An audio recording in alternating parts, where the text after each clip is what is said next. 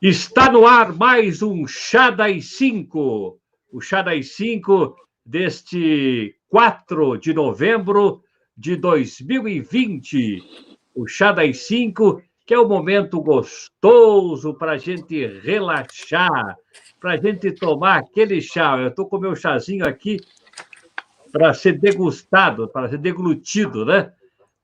Então, vou tomar um Chá das 5 hoje com o meu amigo, meu irmão camarada, o Daniel Poit, ele que é eu considero um dos grandes economistas, um professor de economia, um consultor de economia, dos mais qualificados. Por isso que eu chamei o Daniel para vir tomar um chá comigo aqui, né, Daniel? Eu tive o privilégio, inclusive, de dar uma entrevista para o Daniel no programa Economia de Primeira, lá na TV Uninter. Foi um prazer grande dar essa entrevista para o Daniel Poit. Conversamos sobre economia da oralidade, sobre voice design, sobre economia e sobre oralidade. E hoje o Daniel, de forma recíproca, né, está nos dando o privilégio deste bate-papo, né, deste chá das 5. E como todos sabem, né, Daniel, antes de eu entregar aí para você dizer o seu boa tarde, né? Como todos sabem, nós trabalhamos com o tema economia da oralidade. Economia da oralidade, né? E o Daniel é um companheiro aí da economia da oralidade, ele inclusive foi um dos que contribuíram com o e-book, né, com o livro digital Economia da Oralidade, lançado pelo Conselho Federal de Economia em abril do ano passado. Hoje está fazendo um ano e pouquinho aí este evento aí, né? Então, o Daniel Poit já esteve conosco contribuindo com a economia da oralidade. E agora também está firme na contribuição com o livro Economia da Oralidade, que em breve lançaremos. Já que o Daniel Poit é um dos economistas que conhece muito bem o pensamento econômico, tema de hoje, pensamento econômico, e também as estruturas da economia. E eu aprecio muito esse conhecimento do Daniel Poit, né? Então, Daniel, vamos aí o seu boa tarde, né? Daniel, que ele é um comunicador, ele não tem talvez a formação de comunicador, a formação dele é de economista, mas ele é um comunicador, tem este dom, esse talento da comunicação. Daniel, vamos assim, inicialmente, o seu boa tarde, né? Falando de economia da oralidade, de pensamento econômico e como essas coisas se entrelaçam perfeitamente. Boa tarde, Daniel Poit. Boa tarde, Jorge. É uma satisfação muito grande estar aqui atendendo esse teu convite, falando aqui para o público que te acompanha. Eu imagino que deva ser aí centenas de pessoas pelo país, né? Inclusive em razão do sucesso que foi o curso Economia da Oralidade que você ministrou lá no âmbito do Conselho Federal de Economia. Quero dizer que tenho uma admiração grande pelo teu trabalho, pelas tuas ideias, pelo teu caráter. Então é um amigo que eu prezo muito. Nós temos de vez em quando umas rusgas, mas acho que é um pouco de rabugentice recíproca, né? Nossa idade já nos permite um pouco disso. E, de qualquer maneira, eu te dou parabéns. Suportai-vos uns aos outros, né? Isso, exatamente. A tolerância... Esse é um exercício, né? Tolerância é um dos fundamentos do Evangelho, e eu procuro sempre praticá-la. E da economia da oralidade também, né? Também, né? Verdade. Mas, enfim, o que eu queria dizer é que eu admiro muito o teu trabalho, admiro muito essa perspectiva que você colocou a oralidade, aproximando do tema da economia e transformando isso num novo campo de estudo e pesquisas da economia, que me parece pertinente.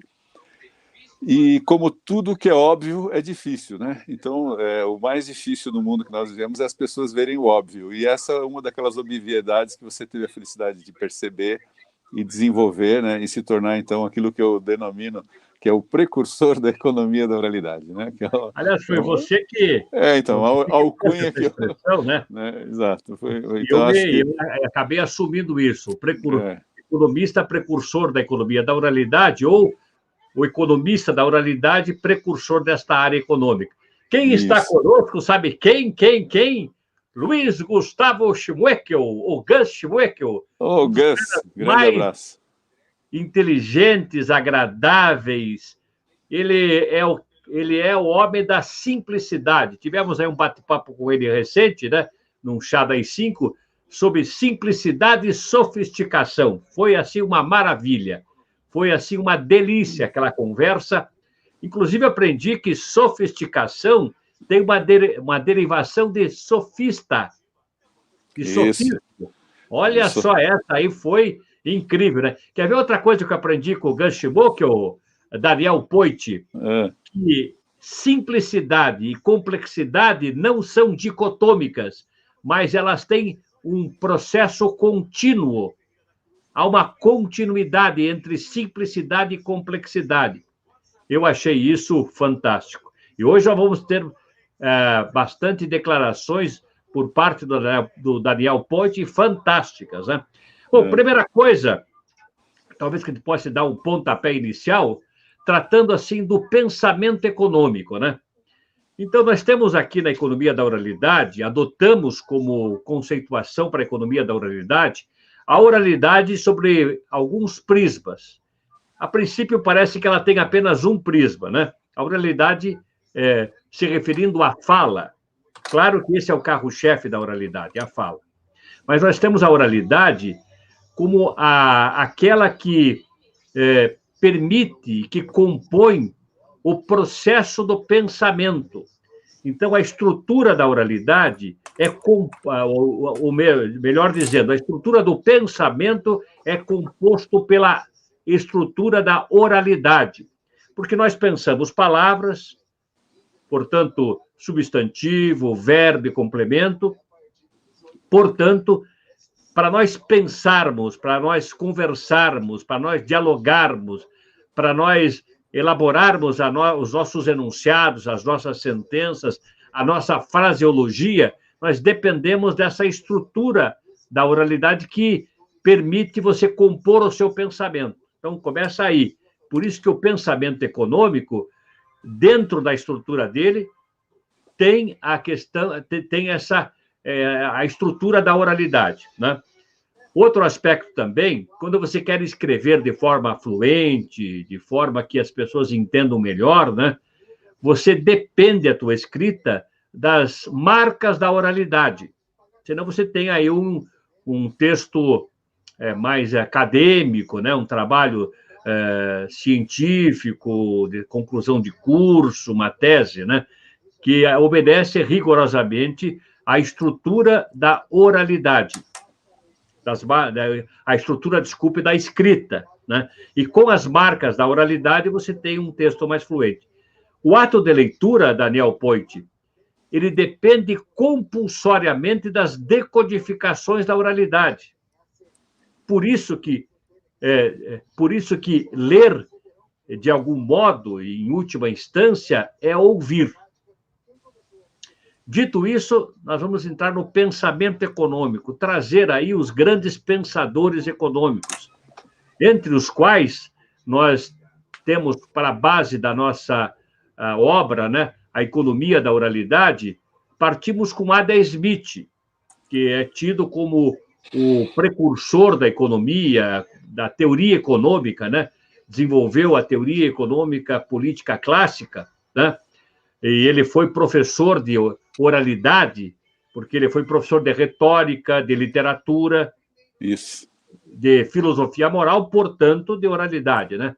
Então, praticamente, essa economia da oralidade é um prolongamento do legado de Adam Smith, né? E tudo que compôs o pensamento dele, né? A partir da teoria dos sentimentos morais e da riqueza das nações, né? Então, para dar um pontapé inicial, vamos colocar o pensamento econômico e perceberam sobre essa perspectiva da Daniel Poit. Bem, primeiro dizer que esse tema do pensamento econômico, ele, como tudo na economia, ele sempre tem as suas controvérsias. Então, lembrar que uma das naturezas do estudo da economia é justamente a capacidade que o estudioso tem de observar as várias linhas de pensamento, as várias tendências e buscar a conciliação. né? Porque o tradicional nas ciências sociais é as pessoas ficarem construindo críticas em relação a pontos que eles consideram falhos em algumas proposições, e isso acaba dificultando o próprio avanço do estudo e do ensino e da documentação das ciências sociais, no meu entender. Além disso, o fato de que as críticas muitas vezes são pesadas ou são pautadas apenas em valores ideológicos, elas acabam sendo sectárias e se tornam frágeis. Então, lembrar sempre que essa é uma questão importante quando se fala de economia, principalmente quando se vai entrar na questão do pensamento econômico. Então, a nossa ideia hoje, a nossa contribuição hoje nesse teu programa, Curi, é tratar do pensamento econômico de forma isenta, é tratar como uma observação histórica, né? Afinal, a história se construiu em tempos que nós não vivemos. Tudo que nós herdamos de conhecimento, de cabedal, seja ele teórico, prático, foi desenvolvido, foi proposto, foi realizado em tempos passados, em circunstâncias daqueles momentos, dentro das lógicas e dos conhecimentos reunidos até aquele momento. Então, não nos cabe aqui julgar o que aconteceu no passado, mas tentar entender e aprender dali para construir o nosso presente e o nosso futuro melhores. Sobre o pensamento econômico, então, a partir do Adam Smith, como você sugeriu, gostaria de dizer que Adam Smith, sim, concordo com você, é um grande marco no estudo da economia, é o autor que fundou a economia como modelagem científica, teórica, e tem realmente o mérito, né, já até conversamos particularmente sobre isso, de ser a pessoa que conseguiu identificar dentro da economia uma possibilidade para o ser humano do ponto de vista moral. Então, ele, além de ser um economista e ter formulado os fundamentos da ciência econômica, ele também indicou alguns modelos, alguns padrões morais para o ser humano, para o homem chamado homem moderno.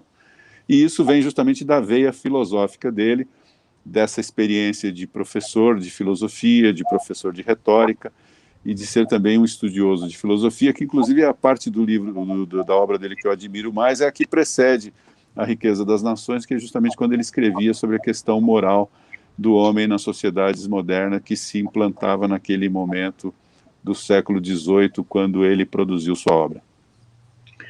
Muito bem. A respeito da construção do pensamento econômico, eu até estou usufruindo de uma obra antiga, da história do pensamento econômico, né?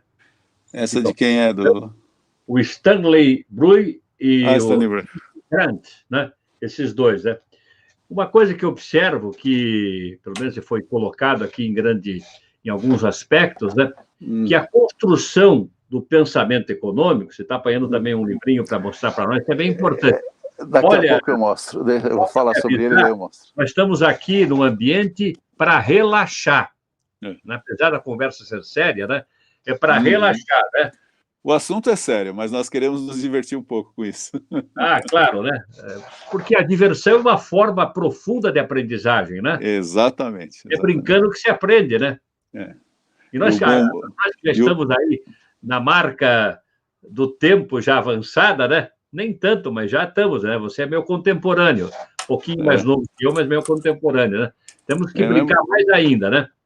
E o bom humor, ele torna qualquer carga mais leve, né? Tem essa... Puxa, põe a importância do bom humor, viu? Eu muitas vezes preciso disso, né? Mas assim, voltando aqui à questão, vamos dizer, a estruturação dos pensamentos econômicos, do pensamento econômico ao longo da história do pensamento econômico, ele se dá muitas vezes pelas circunstâncias que o momento pede.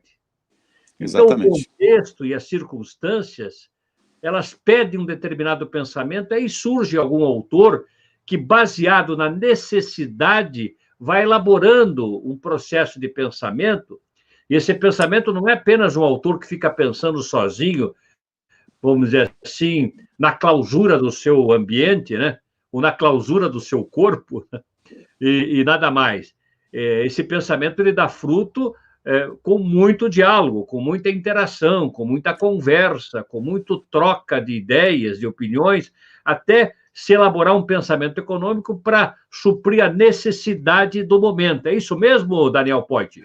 Eu acho que vai até um pouco além disso, né? Além de, no sentido de que ele supre uma necessidade, mas ele também observa aquilo que muitos não estão vendo. Eu comecei a minha fala, inclusive, te elogiando por ter visto o óbvio, e toda a elaboração científica acho que passa um pouco por isso. É observar a realidade e ver algumas coisas que estão óbvias, mas que precisam de uma sistematização, precisam aí sim de uma oralidade estruturada, de uma competência intelectual que vai estruturar a descrição daquele fenômeno e as consequências dele. E isso torna, então, aquele conhecimento algo extremamente útil e atende, sem dúvida nenhuma, a necessidade de um público, de uma sociedade ou de uma comunidade. E na medida em que isso é bem sucedido do ponto de vista prático, vai se consolidando como um modelo científico e evoluindo ao longo do tempo, né, recebendo as contribuições das diversas outras pessoas que vêm nos momentos seguintes e formando então as correntes de visão sobre aquele tema. Isso aconteceu, nós podemos tomar como um exemplo que eu considero também bastante contundente, que é o de Martinho Lutero, né, com a reforma. Quando ele propõe a reforma, que até completou aniversário agora, dia 30 de outubro, né, 503 anos da reforma, ele estava dando um pontapé de transformação histórica cujos efeitos estão aí até hoje, né?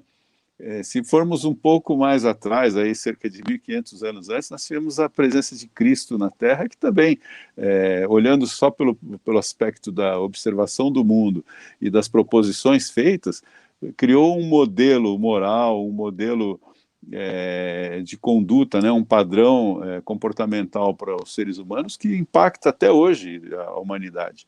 Então, eu acho que, como você descreveu bem, o pensamento vem, se estrutura em função de uma necessidade, mas eu acho que vai um pouco além.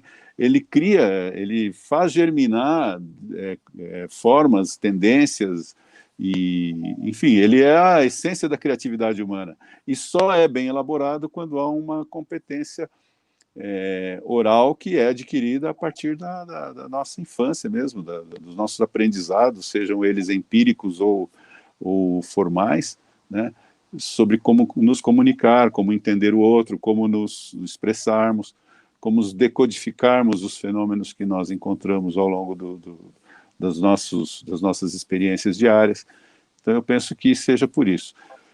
Tanto que eu reputo, né, a gente também já falou sobre isso em uma outra oportunidade de maneira particular, eu considero que o pensamento econômico ele nasce com a ideia não, com a prática daquelas chamadas tribos humanas que viviam de forma coletora.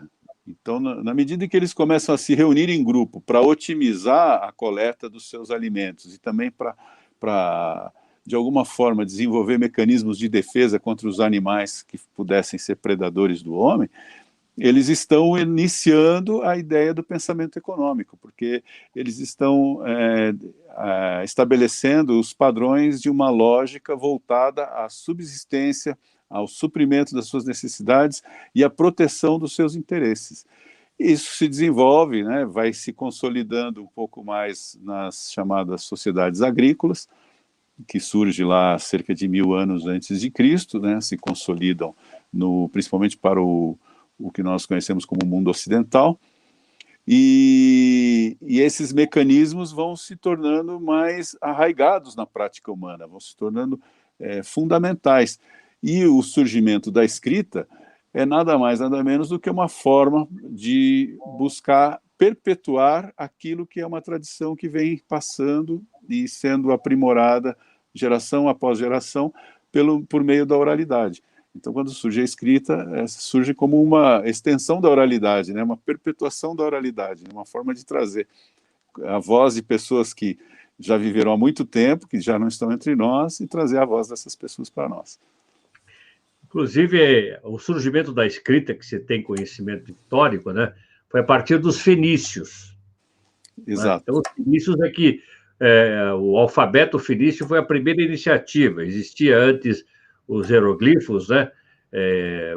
Egípcios e tal, mas o alfabeto surgiu a partir dos fenícios.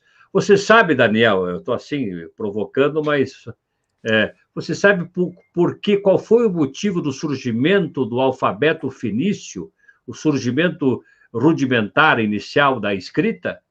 Por qual razão? Olha, sinceramente, não vou saber explicar o porquê. Eu já li sobre isso, não me lembro exatamente.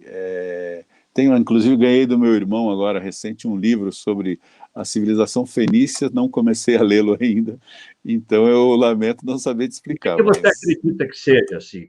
Qual é o seu palpite? Eu penso que a escrita surge como, assim, até com base em outras leituras, que assim, a motivação do surgimento da escrita, não especificamente a fenícia, mas eu acho que as civilizações orientais mais antigas também já, de alguma forma, registravam as informações, que surge fundamentalmente na necessidade de ampliar o ambiente de comunicação, não só do ponto de vista temporal, que seria, como eu disse, perpetuando a voz daqueles que se vão e têm muita sabedoria para transmitir para as gerações mais novas, como também ampliar no sentido de ampliar geograficamente, poder levar a informação e o conhecimento de um lugar para outro, sem que ele se deturpe, sem que ele sofra... assim, sem que ele seja corroído, né, ou perca significado na transição, porque uma coisa que a gente sabe que a tradição oral faz criar interpretações que leva-se a perder o contexto original, o conteúdo original da mensagem, né? Então eu Então, imagino que fenômenos assim que tenham contribuído para que progressivamente a escrita fosse se estabelecendo. claro que isso sim, né? Claro que isso sim, você explanou muito bem, né? Conforme eu anunciei que você faria, né? Com bastante precisão, mas a escrita surgiu com um propósito primal comercial. A escrita surgiu com o objetivo de ser um instrumento comercial, já que os fenícios eram comerciantes. Sim, Então, eram a os grandes surgiu economistas. basicamente, a escrita surgiu, olha bem, a escrita surgiu com um propósito econômico. A escrita surgiu juntamente a escrita no sentido da letra e do número, né?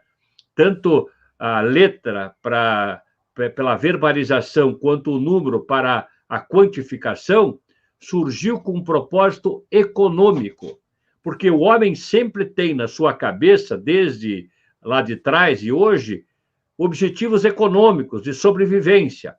Então, para que eles pudessem classificar, pudessem quantificar, pudessem registrar os eventos comerciais da época que surgiu a escrita. Então, ela não surgiu, como talvez num primeiro momento a gente possa pensar, com o objetivo de registrar conhecimento. Isso foi bem depois. Não, eu entendo só para nós deixarmos pontuado aqui. Quando eu falo de registrar conhecimento, não me refiro necessariamente a conhecimento científico. Me refiro a conhecimento no sentido amplo do tema, tanto científico como técnico, né? Você não pode conceber que embarcações tão sofisticadas como eram feitas já no Mediterrâneo 1000 anos antes de Cristo pudesse ser feita só por práticos, né? Aquilo devia ter algum tipo de orientação, algum tipo de registro de modelagem.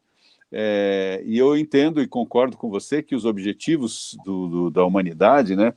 Como eu falei ali, desde as tribos coletoras, na medida que o ser humano começa a viver em grupo, a se reconhecer como grupo e a ter interações de colaboração mútua, sem dúvida os objetivos passam a ser econômicos, inclusive os sistemas de segurança que depois se tornam sistemas de conflitos mesmo, guerras armadas e tal, as armas, tudo isso sempre foi com o intuito, quer dizer, qual foi o intuito da primeira arma? Foi defender algum bem econômico que estava em disputa ali, né? Porque é uma natureza do ser humano instintiva até, produzir suas necessidades através do trabalho, mas há aqueles que querem simplesmente roubar o produto do trabalho alheio. Então, esse mecanismo de defesa do humano contra o próprio humano, né, levou a...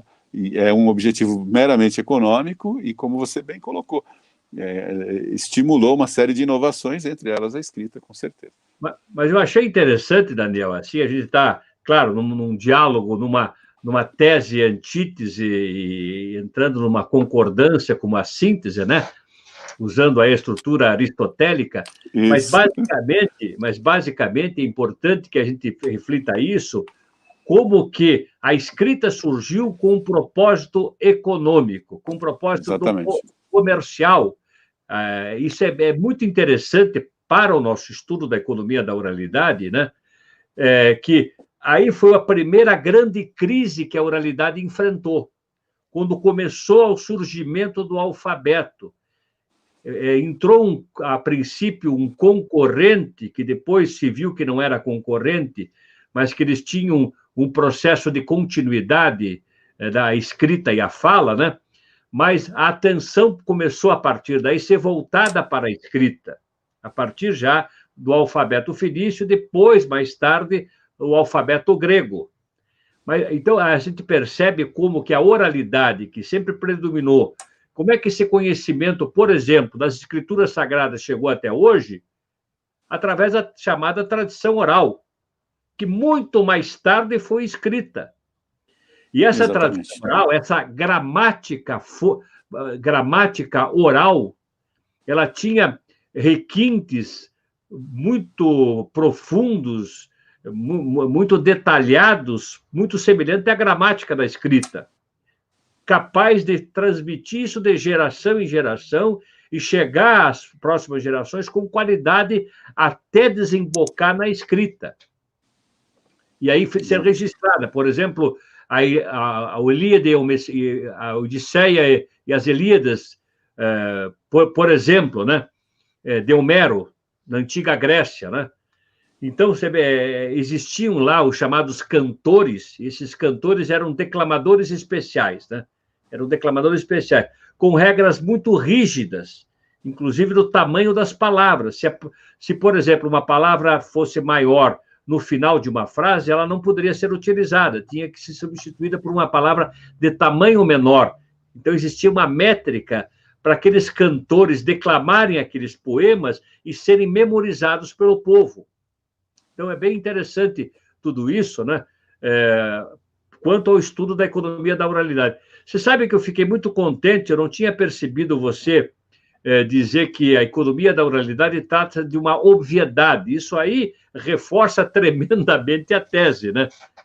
Porque, na verdade, a economia da oralidade, isso eu digo lá no meu livro, né? A economia da oralidade, ela sempre existiu. Claro que de forma caótica. Então, o que agora a gente está fazendo, trazendo algo que sempre existiu, que era a economia da oralidade, desde que existe a oralidade, existe a economia da oralidade.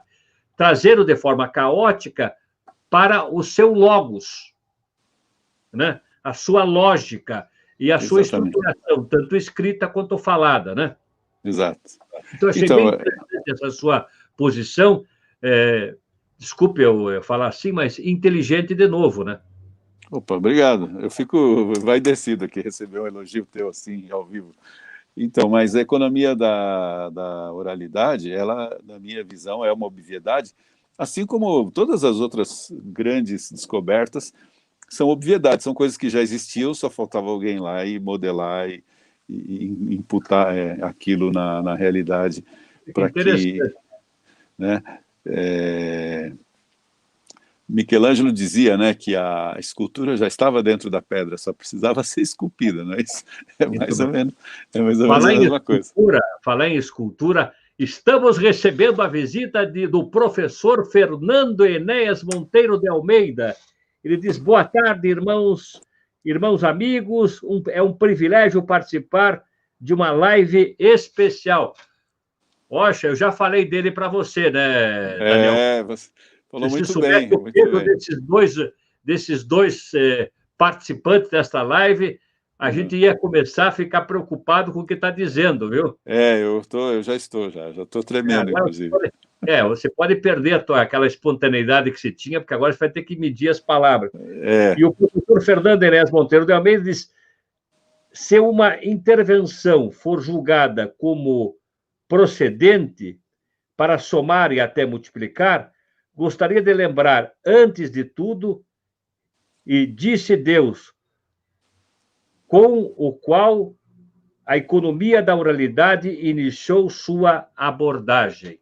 Então, disse Deus, ele está lembrando que o Fiat Lux é uma demonstração clara, quer dizer, antes, inclusive, da própria humanidade, o próprio Deus disse, haja luz e houve luz.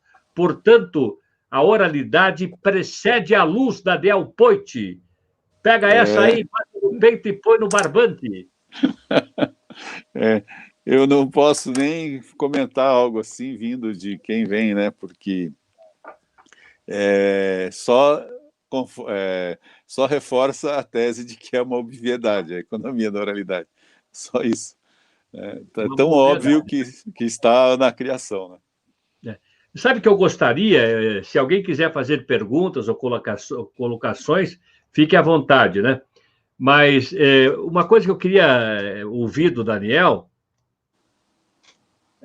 fazer um timeline da economia. Você começou a falar lá do passado da economia, depois há 1000 anos antes de Cristo, agricultura e tal. Eu queria esse timeline da economia para a gente fazer um paralelo com a economia da oralidade. A gente vai caminhando, vamos fazendo essa linha do tempo da economia. Como você é um professor, eu quero abusar da sua condição de professor e um professor qualificado, né? Para isso. Então, vamos falar um pouquinho de economia, de oralidade, porque, veja bem, eu afirmo aqui, como economista da oralidade, precursor desta área econômica, né, que nós estamos vivendo agora, no planeta Terra, nesse momento, uma nova era da oralidade. Então, quando eu falo nova era, é algo forte, né? É algo consistente, porque uma nova era não é apenas uma nova moda, um novo momento, é uma nova era da oralidade. Eu afirmo isso e eu consigo expor isso, claro, com todo o respeito de qualquer contraditório, de qualquer antítese, né? Estamos vivendo. E hoje o mundo está debaixo, o tempo todo, está debaixo de uma guerra retórica. Hoje a guerra, além da guerra química, da guerra biológica, da guerra nuclear, da guerra atômica, a grande guerra hoje no planeta Terra é uma guerra retórica, né? De cá lá, tanto das grandes autoridades que mexem com a economia tremendamente, com as suas intervenções, com as suas falas, quanto na nossa vida cotidiana, até na nossa família, né? Então, eu queria, assim, que você se dispusesse a fazer essa linha do tempo. Antes disso, quero registrar que o Fernando Enéas Monteiro diz, porém, Deus usa livros e Jesus venceu dizendo, está escrito. Então, nós temos aí sempre esse paradoxo, né? Por isso que eu quero dizer, antes de você começar a falar, que descobri, estudando profundamente o campo da linguística, que a escrita e a fala não são dicotômicas. Elas têm entre elas um contínuo, que eles chamam de contínuo tipológico, tem a teoria da continuidade. Então, elas são irmãs quase que siamesas. Elas não são, cada uma tem a sua característica, mas elas são quase que irmãs siamesas, ou irmãs siamesas, Daniel Poit. É isso mesmo, e isso volta também num ponto que nós já abordamos aqui, que a escrita surge para perpetuar a fala. Então, o Enéas está coberto de razão, né? Quando Cristo nos coloca que está escrito, é para dizer, não esqueçam, porque não há como esquecer, não são palavras jogadas ao vento, estão cravadas, estão escritas, né? vocês podem recorrer a qualquer momento. Então, tanto que é muito comum que nos momentos de aflição a gente recorra à Bíblia, às Escrituras, às orações, né? Reforçamos os pedidos de oração, aquelas coisas todas. Mas, enfim, você pediu para falar um pouco sobre a questão histórica, né, do timeline da economia. Então, eu cheguei ali até as chamadas sociedades que nós chamamos de coletoras, e dali para as sociedades agrícolas. A humanidade evolui, nós tivemos uma intensificação do comércio, não é? Ali no período pré-cristão, ali na altura do século V, IV antes de Cristo, o comércio se intensifica muito naquela região do Oriente Médio, há uma demanda muito grande entre países ali, chamados reinos, né? Muitas guerras, etc. E quando chega no processo de que o Império Romano vai se instalando ali por toda a região da Europa e uma parte do Oriente Médio, ele traz uma grande mudança, assim, um grande incremento para o conhecimento econômico, porque eles estabelecem modelos para uma superestrutura de Estado, modelos para controle, para logística, que são elementos fundamentais para a economia moderna, né? Até hoje, os modelos logísticos dos romanos, tanto os militares como o civil mesmo, transporte de autoridades, de documentos, de prisioneiros, inclusive, de escravos, uma série de questões são estudados e aproveitados pelas grandes escolas de economia na área de logística, e trazem também a questão institucional, a formação do modelo de governo, o direito, por exemplo, se referencia muito no direito romano e principalmente no que diz respeito ao direito comercial, porque todas aquelas cidades-estado que haviam na Itália tinham comércio intenso, né, no litoral italiano ali, Veneza inclusive Veneza e Pisa se tornaram grandes polos comerciais do período ali do Império Romano. Então essa tradição foi gerando vários novos elementos para o estudo e o ensino da economia. Nós temos, inclusive, Sêneca, que foi um dos grandes filósofos do período romano, tem referências à economia, embora não tenha sistematizado a questão do pensamento econômico, ele faz referências a questões econômicas. Depois, durante a Idade Média, alguns autores também se dedicaram a escrever algumas coisas sobre economias, principalmente São Tomás de Aquino, Santo Agostinho. Galileu Galilei escreveu sobre a questão da usura, da moeda, criticou a maneira como a Igreja Católica se amealhava uma parte da produção. Enfim, há uma série inclusive o Galileu tinha um livro interessante que eu não vou me lembrar o título agora, mas eu me comprometo com você te passar depois o título para você informar o teu público aí. E daí chega no período do mercantilismo, né, que é esse período em que o mundo, chamado Novo Mundo, foi descoberto, né, o continente americano, a chegada dos europeus aqui no litoral das Américas, tanto na América Central, América do Norte, América do Sul. E o embate com as civilizações que já existiam aqui também trouxe muitas novas maneiras de se encarar a economia. E uma coisa que me instiga muito no estudo da economia é a capacidade que a humanidade teve, que é uma capacidade, no meu entender, até nefasta, de encontrar justificativa moral em benefício dos interesses econômicos, né? E eu digo isso porque a conquista do continente americano pelos europeus é um exemplo claro dessa capacidade de a própria estrutura religiosa endossar ações, né, iniciativas desumanas para a ocupação e tomada do poder econômico e dos meios de produção ou dos recursos para a produção dentro do continente. e todos nós já devemos, imagino que as pessoas que estejam acompanhando, e muitos já tenham estudado também, a respeito de quanta riqueza foi extraída do continente americano, tanto da América do Norte como daqui da chamada América Latina, e o quanto isso provocou de conflitos, né, e sempre com a participação de estruturas religiosas associadas a isso, validando, de certa maneira, absolvendo crimes entre semelhantes, com base em princípios chamados religiosos. Então, isso é uma coisa que sempre me chamou muita atenção. Toda vez que eu leio muito, eu gosto muito de ler sobre história econômica, e até atualmente tenho lido menos do que gostaria, mas todas as minhas leituras sempre me levam a esse questionamento, né?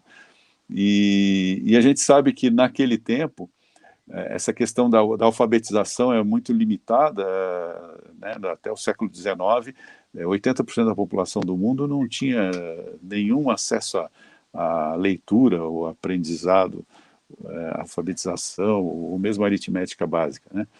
Então, naquele tempo, toda essa tradição e todos esses conceitos religiosos que endossavam ações militares de conquista e de tomada de poder e de recursos, era passado por via oral, né?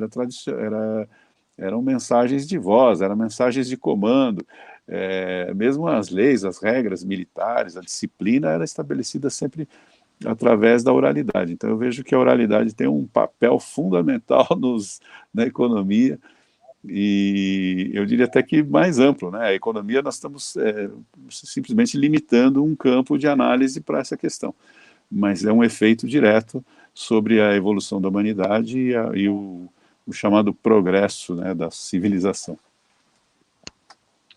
Muito bom, hein? Hein, Fernando Enéas? Hein, Luiz Gustavo Schmeckel? Eu quero dizer, então você veja, pelo teu relato, que me deixa bastante feliz e satisfeito de ouvi-lo, pelo teu relato a gente vê que, apesar do alfabeto fenício ter surgido lá 1000 anos antes de Cristo, depois o alfabeto grego, enfim, né? A inserção da escrita no mundo, né? Muito forte, ainda é um recurso extremamente limitado, né, e restrito, né, que não atingia as gentes, que não atingia a sociedade de uma forma geral.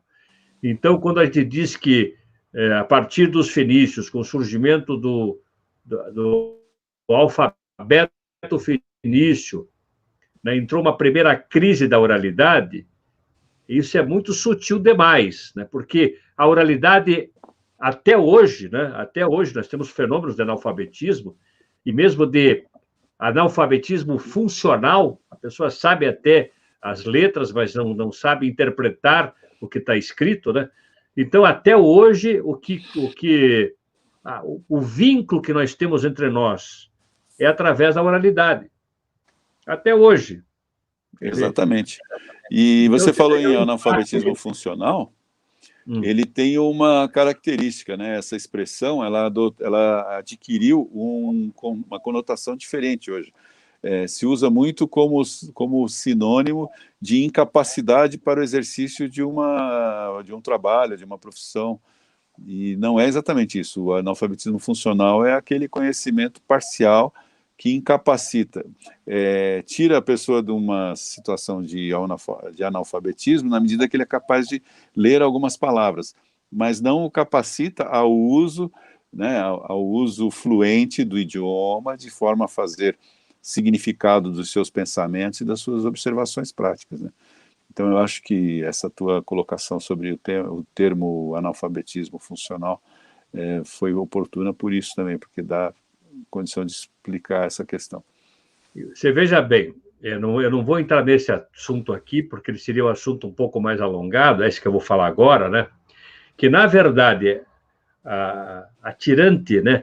A antiga Grécia, onde surgiram o estudo da retórica, da dialética, e toda a estrutura da linguagem, que até hoje nós usamos de forma integral o que os gregos construíram na época, né? Exato. Mas, atirante isso, vamos dizer assim, que foi um momento especial da história, né?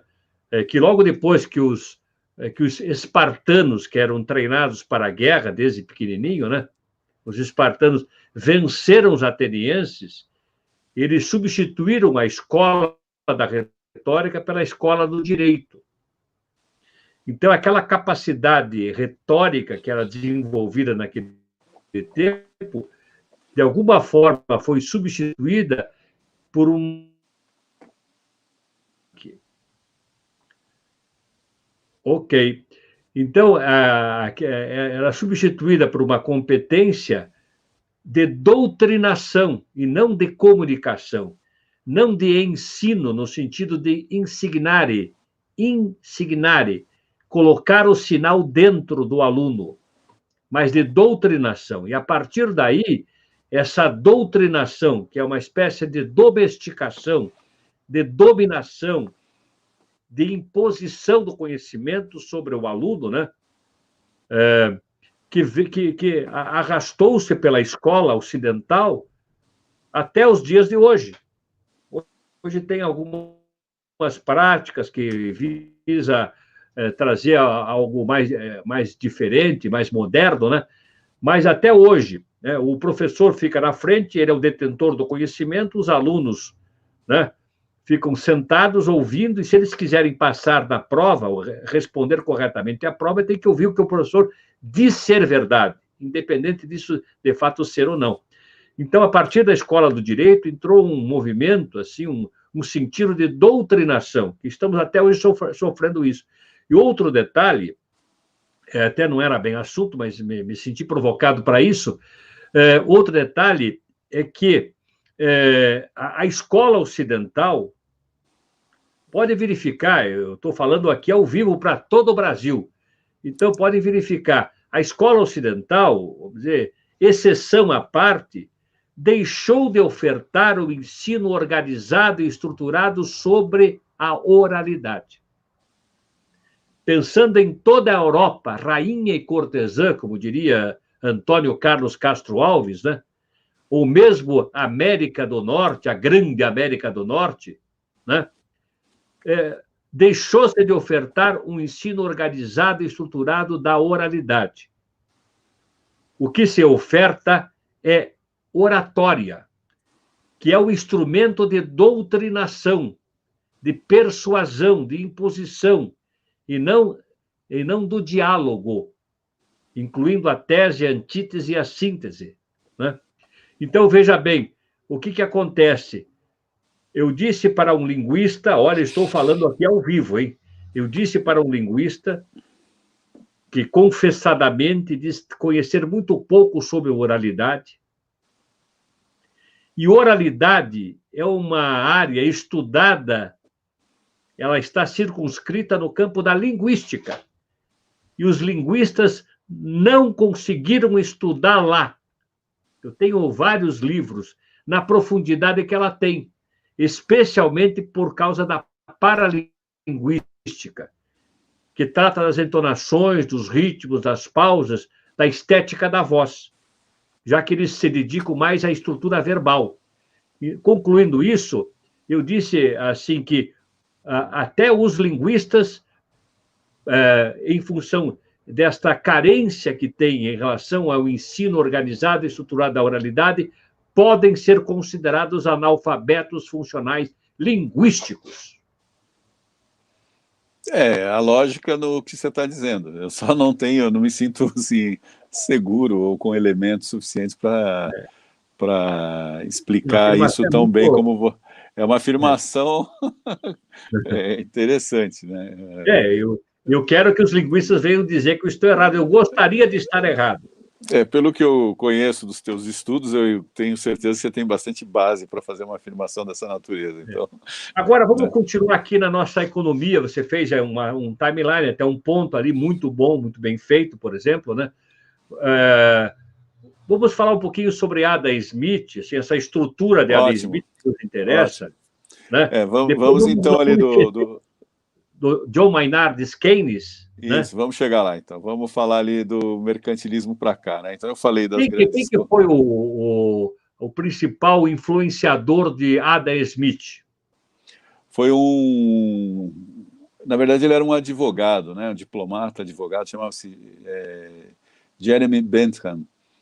É um inglês. É um camarada interessante a biografia dele, porque aos 5 anos de idade ele falava e lia 3 idiomas diferentes, né? O pai dele treinou ele desde muito pequeno para ser douto, né? E ele se doutorou, inclusive aos 20 anos de idade, ele já tinha o título de doutor e já foi trabalhar nos tribunais ingleses e foi uma pessoa que sempre viveu e produziu, né? Foi professor também, evidentemente, e produziu muito, escreveu muito, e Daniel, deu cuja... uma inconsistência na sua câmera aí, só para... Opa, voltou. É o celular aí, algum problema do celular. Deixa eu ver se ele não está quente, de repente, porque Tá ok. eu deixei ele ligado no carregador. Não está quente, não está. Tá tudo bem. Então, o Jeremy Bentham é um personagem assim, que vale muito a pena ser estudado. E ele foi quem elaborou, né, criou a base do pensamento do homem livre, do liberal, dessa ideia que hoje tão deturpada de liberalismo, vem do Bentham, porque ele associa que a liberdade impõe responsabilidade, né, tentando simplificar ao máximo a visão que ele propôs na época, de que a liberdade impunha a responsabilidade ao ser humano, e a responsabilidade só pode ser exercida sobre rígidos padrões morais. Então ele defendia que a liberdade do ponto de vista econômico e cidadão, ela impõe rígidos padrões morais para que o homem, o cidadão, não se torne um criminoso potencial em razão das suas emoções, dos seus instintos, né? Então, o trabalho do Bentham é bem interessante. Ele foi, acho que, um dos grandes influenciadores do Adam Smith, do ponto de vista intelectual, né? Depois ele teve influências de eu não me lembro se era um príncipe, mas, enfim, havia um nobre que o contratou para uma viagem longa e queria aprender filosofia com ele, com quem ele também com quem ele aprendeu muito e teve muita troca, né? Muita interação intelectual. Mas voltando ali à questão do timeline, falei lá até o período das grandes navegações, do chamado mercantilismo, que se estabeleceu a partir da exploração de recursos do mundo, do continente americano, e que, curiosamente, né, a gente estava falando agora dos ingleses aí, 200 anos antes desse pessoal, do Adam Smith, do Bentham e outros, o Malthus e Jevons, etc., a Inglaterra era um país extremamente pobre, miserável, né? A Grã-Bretanha era um país muito pobre e miserável, que vivia uma monarquia relativamente débil, que se protegia muito mais em função da impossibilidade de se atravessar o Canal da Mancha toda hora do que propriamente das suas competências e das suas estruturas produtivas. Embora institucionalmente fosse avançada, já tivesse uma série de práticas interessantes, como estatística, o uso do levantamento de dados sociais, era uma coisa que os reis naquela região já faziam há muito tempo. E a Inglaterra, então, coloca no mar os seus, assim, de forma espontânea, né, algumas pessoas dentro da Inglaterra colocam no mar seus navios para saquear navios espanhóis, principalmente, porque chegou lá a notícia de que os espanhóis estavam extraindo muito ouro do Novo Mundo, né? E aí eles começam a saquear essas riquezas e aí o governo inglês, ao invés de recriminar isso como prática ilegal, resolve taxá-los e, na medida que vai taxando e amealhando recursos financeiros, contrata exército, né, contrata um conjunto de recursos militares para defender esses que eram chamados corsários, né, os piratas, e contra então o Atlântico Norte, principalmente, se torna um grande teatro de batalhas entre navios que subiam da América do Sul com riquezas diversas, mas principalmente os metais preciosos, né, e vinham também do México. e corsários, principalmente britânicos, que tomavam de assalto essas embarcações e, com isso, foram construindo um padrão de riqueza e sofisticando o sistema de bancarização, né, que a gente chama hoje, que é o sistema de empréstimos, que depois tornou a Inglaterra tão poderosa. Esses recursos levaram os ingleses a chegar até o Oriente, e a dominação da Índia pelas empresas inglesas acabou se tornando uma realidade, né? A gente tem que resumir muito aqui as coisas, e trouxe também mais riqueza e poder para a instituição, para a coroa inglesa, que precisou, evidentemente, criar uma estrutura mais sofisticada. Evidentemente, os ingleses tiveram uma série de avanços também institucionais, com a criação do seu parlamento. E interessante observar que a visão dos ingleses sobre o mundo passou a ser uma visão não propriamente imperialista, como acabou se tornando mais adiante, né? No século XIX foi o grande império do mundo, né? Chamado Império do Sol. Mas era uma visão empreendedora. Então, os ingleses usavam os seus recursos, os seus métodos, né? Também legitimados religiosamente, né? Legitimados moralmente, para essa dominação, e também para a ideia do empreendedorismo, né, de estabelecer fazendas e unidades de produção, e as fábricas, inclusive, surgem lá. E esse processo leva aqui, no começo do século XVIII, a Inglaterra já era um país com um alto grau de industrialização, né, certamente o país mais industrializado do mundo, pelas condições que o mundo oferecia na época.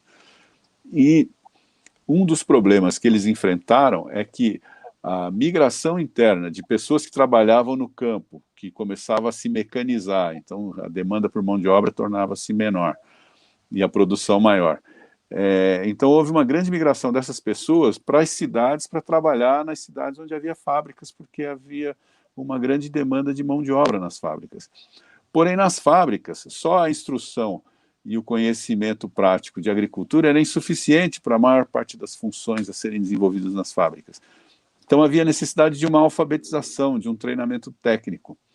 E com base nisso, e diante da dificuldade de ter professores para ensinar tanta gente, a Inglaterra teve um movimento muito interessante, que pode se considerar até um marco naquilo que a gente chama hoje de trabalho voluntário, que é o movimento das esposas dos funcionários públicos, dos empresários, criarem salas de aula para ensinar os operários a lerem, né, para ministrar esse processo de alfabetização, que vem muito ao encontro do que você falou há pouco, que é muito mais uma doutrinação, uma preparação daquelas pessoas para que conhecessem leitura e conhecessem os fundamentos básicos de matemática, né, talvez até só da aritmética, para fins funcionais, apenas para que eles pudessem ser mais eficientes como recurso produtivo, né, e aceitar aquele mundo em que os operários teriam que ter uma vida e aceitar a condição de que eles eram uma classe inferior diante daquela elite empresarial que vinha se expandindo dentro do mundo britânico. Então, esse eu acho que é um episódio que a história divulga pouco, mas que vale muito nós refletirmos aqui, já que estamos falando de oralidade. Então, é um momento em que simplesmente a tradição de transferir oralmente o conhecimento entra em choque com a realidade e as demandas, que são justamente as demandas por habilidades técnicas para manusear todos aqueles aparatos, né, todos aqueles equipamentos e máquinas e processos de produção que se implantavam e que deram origem a essa sociedade industrial que nós vivemos até hoje.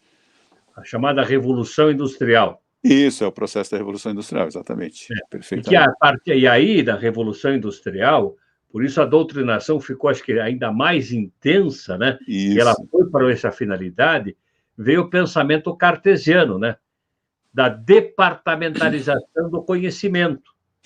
Que eu acho que isso tem muito mais com assim, a departamentalização do conhecimento, na minha visão, talvez tenha influência talvez não, certamente tem influência disso, né, do cartesianismo, Mas eu acho que tem muita influência também das estruturas militares, aquela ideia dos militares de divisões, né? Para cada especialidade se criava um grupamento próprio, um comando próprio. As próprias empresas foram moldadas muito com base na estrutura hierárquica do militarismo, né? Naquele modelo da disciplina, do horário da chegada, do horário da saída.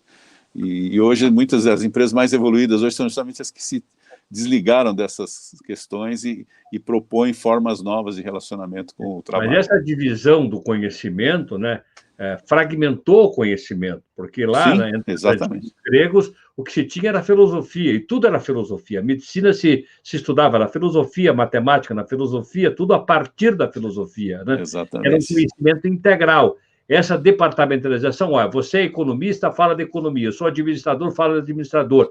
Eu não posso falar de administração porque eu sou economista. Quer dizer, virou assim também uma forma de manipulação da sociedade e da escola ocidental. Exatamente. Mas voltando Inclusive, para... pois não. Eu só ia acrescentar, você falou assim, falar de administração e de economia. A administração é um subconjunto dentro da economia, né? A economia ela é muito ampla, então a administração, a contabilidade são áreas específicas dentro de todo o contexto da economia. Sim, porque economia é filosofia, né? O pensamento econômico é aquele que determina como que uma sociedade pode se haver bem de forma saudável, se pretende isso, né? De forma que todos tenham igualdade, que todos possam usufruir dos bens e serviços, tanto tangíveis quanto intangíveis. E daí a administração é fazer com que isso aconteça da melhor forma possível, e a contabilidade de estabelecer... registrar os sistemas os dados que ocorrem. Né? Exatamente. Registrar os fatos que dão para o materialidade.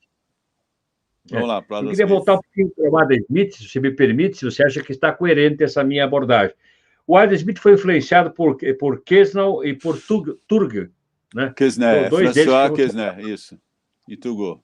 São franceses, dois franceses. Que eles precederam... Os dois franceses aí, o Turgot e o Quesnel, François Quesnel, eles precederam o Smith. Na verdade, eles não são contemporâneos, né? O Quesnel, ele criou o que passou para a história como chamado assim, a primeira sistematização da economia. Porque ele, como médico, ele observou que os fenômenos econômicos obedeciam uma lógica de fluxo semelhante à circulação do sangue no corpo humano. Então, ele criou um modelo de explicação da economia que passou a ser conhecido como tableau économique, que seria a tábua da economia, uma espécie de mapa de como a economia funciona.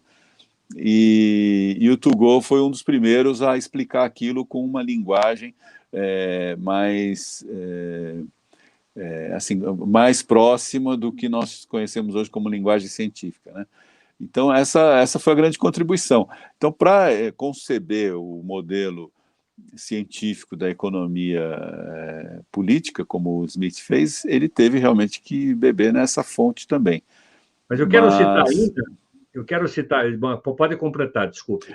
Mas eu só ia dizer que eu penso que o fato dele ter estudado filosofia foi mais determinante, né? E esse modelo do Quesnel, eu penso que foi apenas uma estrutura lógica que pôde inspirá-lo, assim, ele passou a ter um modelo para criticar, vamos chamar assim, e a partir dali aperfeiçoar e chegar no que ele concebeu como a riqueza das nações, né?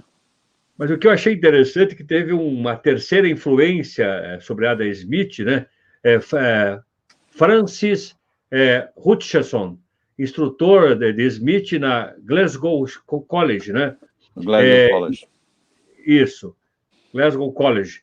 E que esse Francis, né, ele acreditava que as próprias pessoas poderiam descobrir o que era eticamente bom, daí a vontade de Deus, ao descobrir as ações que servem para o bem da humanidade. Então, atribuído aqui nesse livro que eu mostrei, né, esse como uma contribuição importante, né, e como Adam Smith era judeu, né, e ele certamente bebeu do Torá.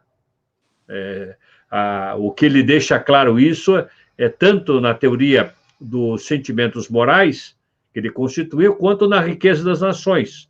A linha judaica dele, né? Quer dizer, Ele era um judeu, vamos dizer, não apóstata, como muitos fizeram, né? Hitler, Engels, etc. Mas ele não, ele manteve-se fiel à fé judaica e que deu embasamento para o conhecimento e a teorização dele, tanto na teoria dos sentimentos morais quanto na riqueza das ações, Daniel Ponte. É isso mesmo. Perfeito. E daí você tinha me pedido para chegar até o Keynes, né? Então, saindo Antes disso, segura um pouquinho aí. Antes disso, vamos dar preferência para o nosso público que está aqui, claro, né? Sem dúvida. E ainda mais privilegiado como está, né?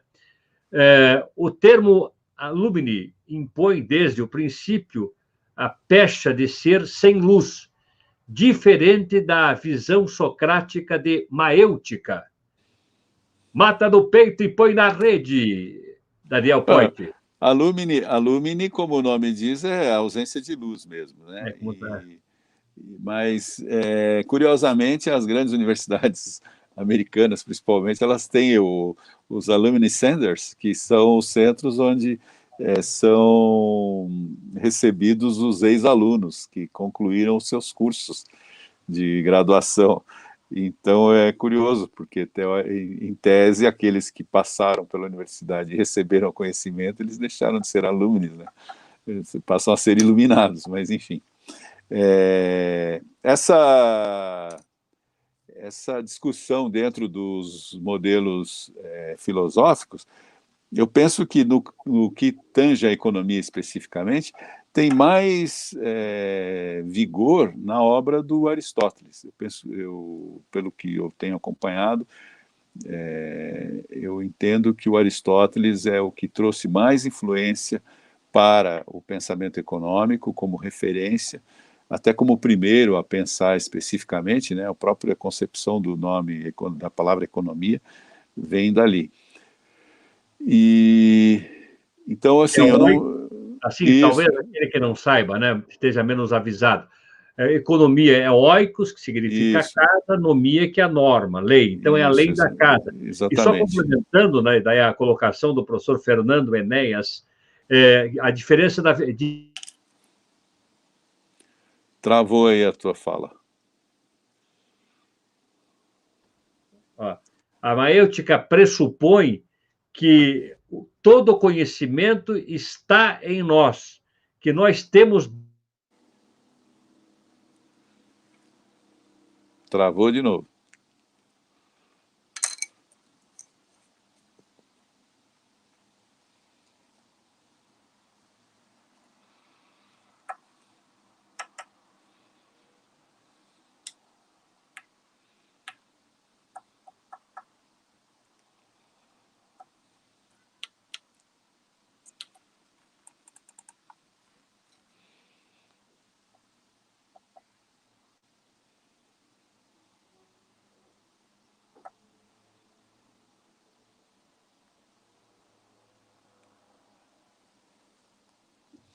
Travou de novo aí, o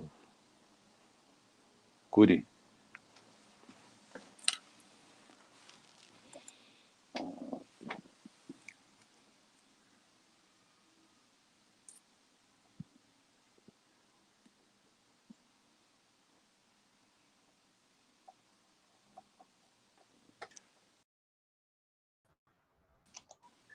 Voltamos! Voltou. Aí, mais uma... Mas só para completar isso, que eu acho que... Travou outra vez.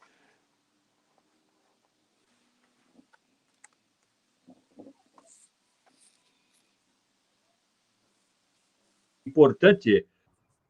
Vamos lá. Ao vivo é assim mesmo, né? Vamos lá. Então, assim, a maêutica, de uma forma um pouco mais simples, né, expondo aqui para quem está nos assistindo, né, ela diz que todo o conhecimento matemático, filosófico, todo o conhecimento já está dentro do homem, que nós temos o conhecimento em nós. Basta nós irmos lá dentro, onde esse conhecimento está, e trazemos para fora esse conhecimento. Trazemos do inconsciente para o consciente esse conhecimento. Basicamente, assim, rudimentalmente, né, falando, né, A maêutica é um conhecimento que já está no homem, diferente do alumine, né? Sem luz. Daniel Poit.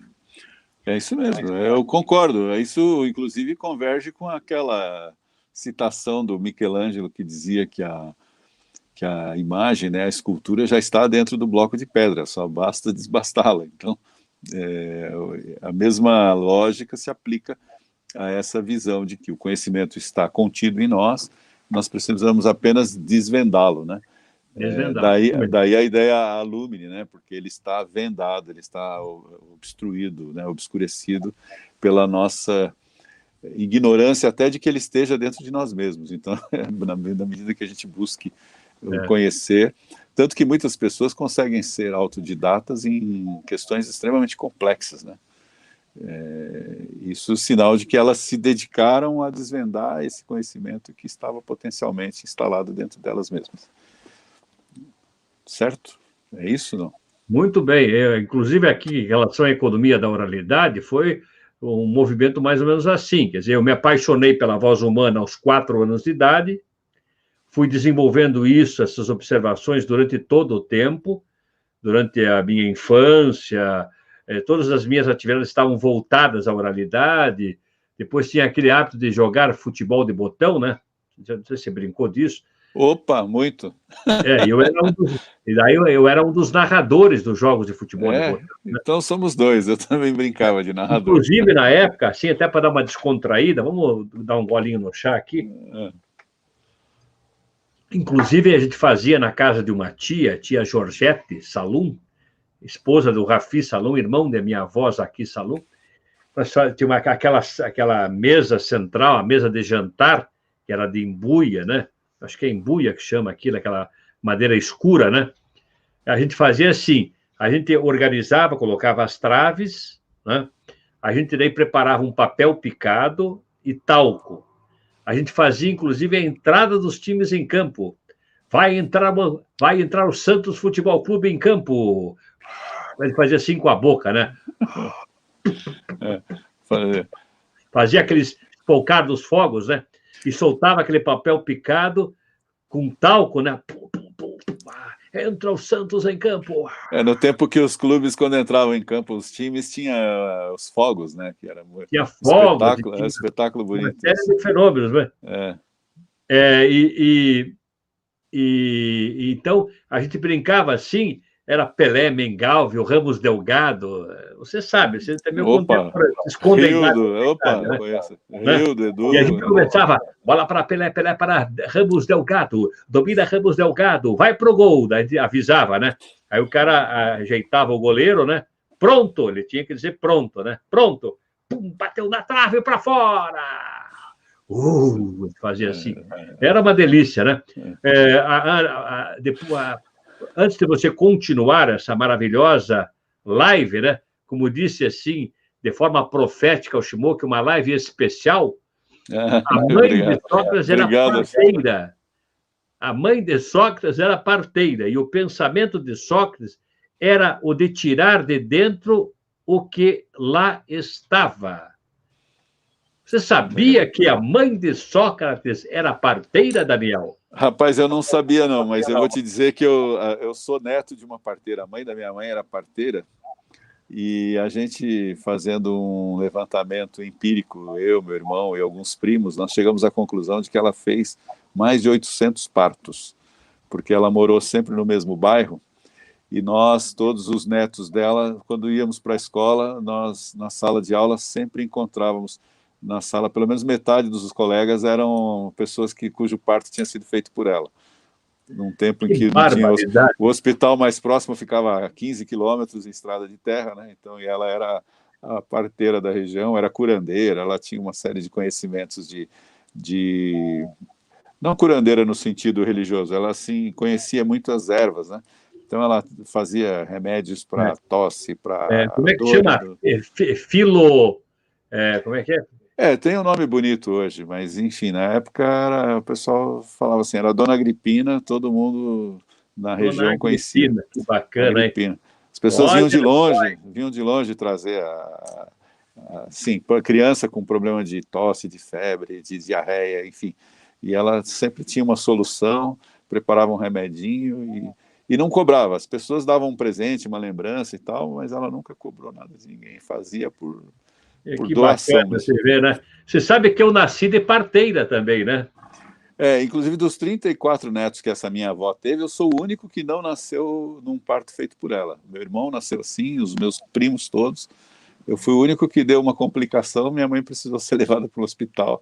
Aí, por causa disso, eu nasci no centro de São Paulo, no Hospital Matarazzo, que já nem existe mais. Foi vendido para um banco para construir uma sede lá na região da Avenida Paulista. O Daniel Poit é um papo fantástico, né? Como vocês estão vendo, né? Ele é bom de conversa mesmo, né? É o Se homem for da contar a história... economia, é o homem da economia da oralidade. Ele não economiza a oralidade, né? Ele é o esbanjador da oralidade, né? Mas sempre com economia, com muita persistência, muita pertinência. Se você quiser completar seu pensamento, fique à vontade, que estamos Não, eu só estava lembrando... da nossa live. Só estava lembrando aí que eu não sabia que o Sócrates era filho de uma parteira, mas ficou um bom registro aí que o Schmoke trouxe aí para a nossa conversa. O professor Fernando Enéas trouxe essa referência. Foi o Enéas. Então, obrigado, professor. Muito bom. Eu queria só concluir aquela questão da timeline que você pediu, né? Que, na verdade, toda a live foi feita para que isso fosse feito assim. E bom que a gente consegue fazer isso de uma forma divertida. Então, passa ali do Adam Smith, né, a economia passa por alguns pensadores bastante interessantes, que nós não vamos ter tempo de discutir aqui, mas talvez o mais notável daquele período pós-Adam Smith tenha sido o Karl Marx, né, que hoje é tão defenestrado aí por tanta gente, que, como eu disse no começo, ele tem uma visão do momento em que ele viveu, das circunstâncias em que ele viveu, né? Depois do Marx, nós passamos ali pela escola, chamada escola austríaca, né, os utilitaristas e tal, e a ideia da economia associada definitivamente à matemática, embora já houvesse o uso da matemática, mas aí houve uma matematização da economia, né, com as funções... A partir dos utilitaristas, então? A partir principalmente da escola austríaca, né, chamada escola austríaca, e com Alfred Marshall, que não tem nada a ver com o Marshall, general americano. Estamos falando aí de uns 60, 70 anos antes da guerra, da Segunda Guerra. E até que chega no Keynes, né, que é contemporâneo de Schumpeter, que é o grande apóstolo da inovação, né, o cara, assim como você descobriu a economia da oralidade, ele descobriu a questão da inovação, que é uma coisa que estava implícita na realidade humana, mas ninguém tinha sistematizado. Então Schumpeter teve essa percepção de mostrar que a economia depende fundamentalmente de um processo permanente de empreendedorismo e inovação, que é isso que alimenta e faz evoluir o sistema econômico, né? A questão dos empregos que terminam, mas que surgem outras funções, essas questões todas. Mas aí o mundo está envolto ali numa grande depressão, e surge o pensamento do Keynes propondo uma coisa que até então parecia absurda, mas os principais países do mundo já estavam deixando, né, a sua... já tinham saído daquele regime de governo baseado no sistema monárquico. Então na sua grande maioria, eram repúblicas, alguns com poder totalitário e tal, de caráter militar, mas já uma grande quantidade de países eram repúblicas. E o sistema financeiro mundial estava bastante avançado, porque já havia muitas empresas chamadas transnacionais, empresas que já colocavam filiais em outros países, então havia um fluxo monetário já bastante significativo. E o Keynes propõe, então, que os países pudessem emitir títulos e vender esses títulos com promessa de pagamento de uma determinada taxa de juros no futuro, e com isso financiar a infraestrutura de maneira que pudesse criar muitos empregos e resgatar, então, a economia, né, recuperar o sistema econômico, evitar, então, um colapso que poderia ter sido fatal para a humanidade, uma vez que em países como os Estados Unidos, por exemplo, havia 50% de desempregados, né? Só para se ter uma ideia do nível dramático de pobreza que o mundo chegou. E alguns governos mais, assim, mais atentos a essas inovações em termos de pensamento político-econômico aderiram a esse processo e, com isso, conseguiram reanimar, né, recuperar o estímulo às atividades econômicas, e o que acabou, de alguma forma, viabilizando, então, esse sistema de produção que acabou sustentando, inclusive, o processo de produção de armas, que fez com que a Segunda Guerra Mundial fosse tão cruel e tão destrutiva, né? Vem um pouco disso, dessa visão da inovação e da possibilidade do Estado investir com base em contração de dívidas. E depois, nos anos 50, estimulou todo o processo de desenvolvimento tecnológico e econômico acelerado que houve, principalmente na expansão da base industrial, a reconstrução dos países destruídos pela guerra, a ocupação dos mercados dos chamados países periféricos, como concebeu o Celso Furtado. E esse conjunto de ações, né, de transformações pelas quais o mundo foi passando, sempre foi induzido pelo pensamento econômico, interpretando a realidade e oferecendo soluções e alternativas para que a humanidade vencesse aquilo que em cada um desses momentos era o seu problema mais aflitivo, vamos chamar assim. E hoje nós vemos também o pensamento econômico convergindo para determinadas questões que, infelizmente, os governos não têm ouvido tanto quanto governos do passado ouviram, né? Que é a voz de muitos economistas que alertam para o problema da miséria, o problema da insustentabilidade da exploração dos recursos da forma como têm sido explorados, a questão da distribuição da renda, né? Não é uma questão só de distribuir o produto do trabalho, mas é gerar possibilidade de trabalho para mais pessoas, de forma que mais pessoas tenham renda, e essa acumulação do capital especulativo, né? Que hoje tem mais protagonismo no mundo do que o próprio trabalho. Então, assim, trabalhar hoje é uma coisa menos relevante do que ter dinheiro aplicado, rendendo juros e correção, e etc., etc., e entrando naquilo que já foi classificado como uma vida de opulência, né, de ostentação. Então, acho que essa é o grande fechamento que nós temos hoje, né? O desafio que as lideranças do mundo ouçam mais os economistas. E há economistas com ideias fantásticas aí no mundo atual. Um deles é o que eu reputo o melhor nome que surgiu na economia nos últimos anos, que é o Muhammad Yunus, com a ideia do microcrédito, né, que resgatou da miséria extrema mais de 40 milhões de pessoas no país dele, que é Bangladesh. E até numa entrevista na semana passada ele é perguntado sobre o novo normal, né?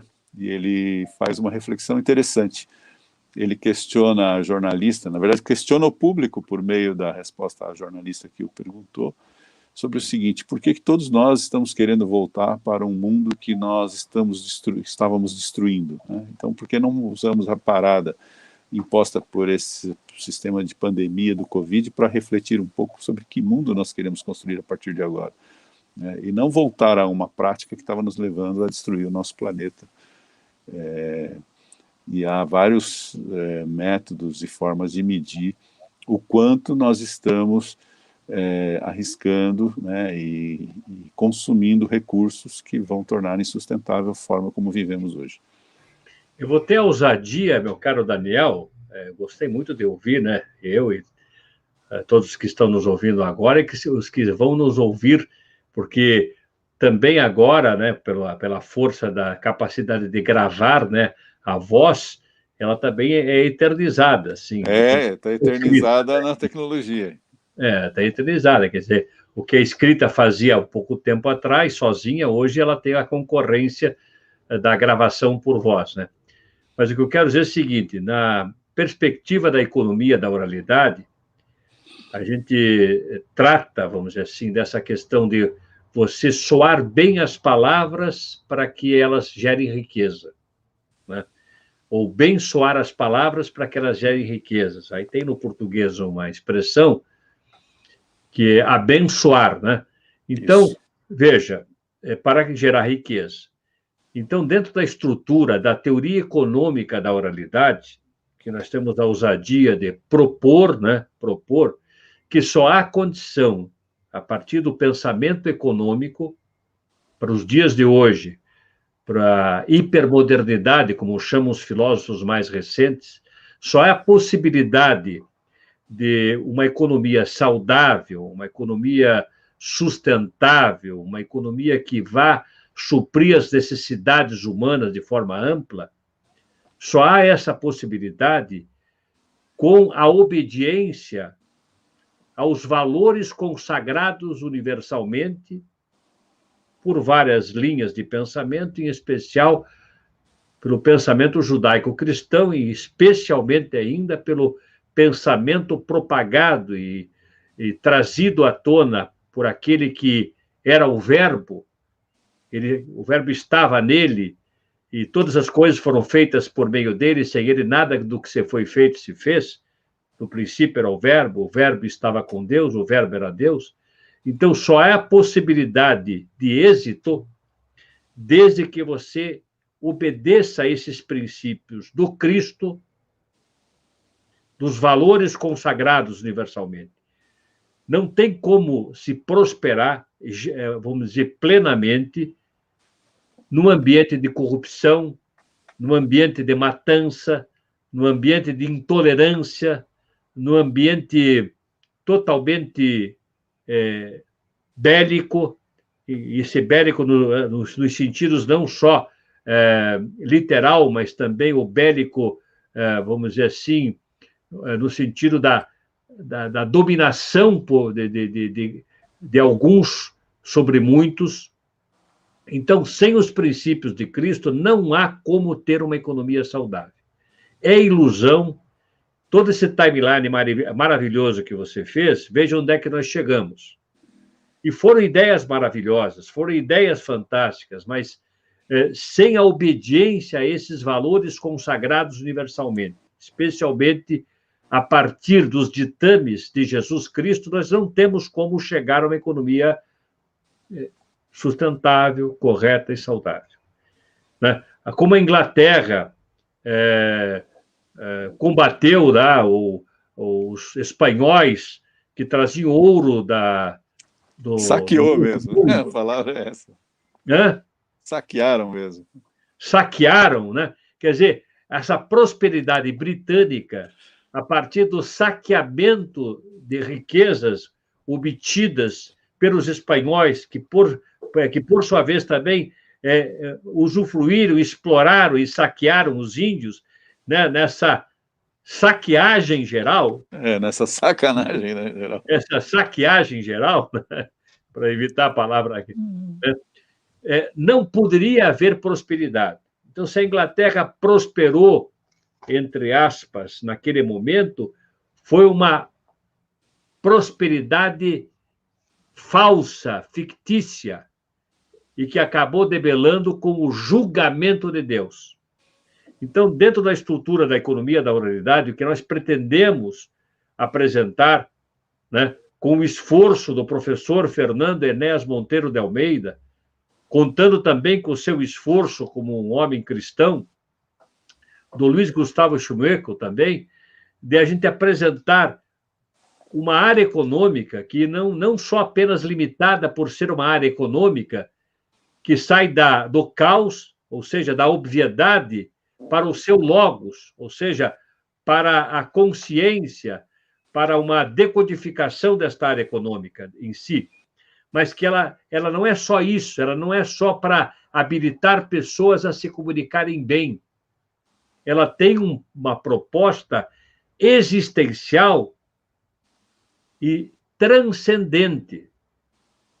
Ela tem uma proposta de centralizar nela, a partir de Adam Smith, a partir de Adam Smith, a partir das leis bíblicas consagradas, a partir das escrituras sagradas, apresentar o Cristo como a única solução para a humanidade. Né? E aqui a gente não está dizendo nada desconhecido, que o próprio Cristo nas escrituras sagradas, que é o livro mais vendido do mundo, não sei se é o livro mais lido, mas é o mais vendido do mundo, e lá está escrito que em breve ele voltará com poder, glória e majestade. Então, os céticos que fiquem com o seu ceticismo, né? Mas, de qualquer forma, a realidade de Deus e do Cristo que voltará para buscar o seu povo. Porque não há pensamento econômico que subsista sem os princípios, os valores, a obediência ao poder e à palavra do Senhor Deus. Amém.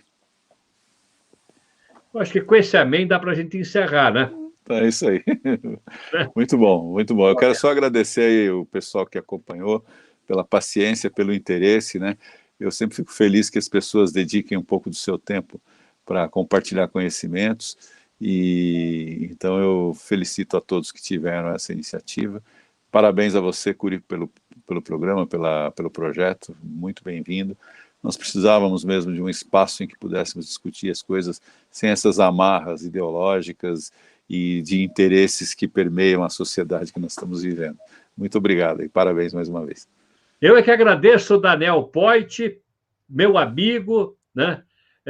Meu irmão camarada, em quem eu tenho esse...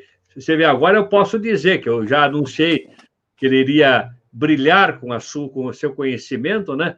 E agora isso já é um fato concreto.